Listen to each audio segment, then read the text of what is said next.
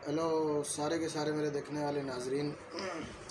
मेरा आज का वीडियो बनाने का मकसद ये है कि आज मैं जो वीडियो बना रहा हूँ वो ये है, ये जो मैंने कमीज़ पहनी हुई है ये कौन से फार्मूलों के मुताबिक मैंने कटिंग की है।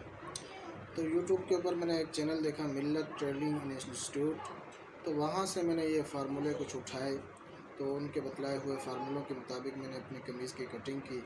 और ये कमीज़ आप देख सकते हैं, बाजू की फ़िटिंग, आर्मोल की फ़िटिंग और इसी तरीके से गले की कटिंग और फिटिंग, तो ये और इसी तरीके से तीरे की डाउन कटिंग।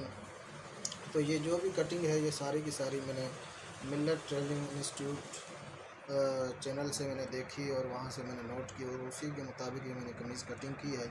और आप देख सकते हैं कि ये कमीज़ मेरे जिस्म के ऊपर किस तरीके से बिल्कुल फिट बैठी हुई है कि किसी किस्म का कहीं से कोई झोल या कहीं से लटकी हुई कमीज़ ये महसूस नहीं हो रही।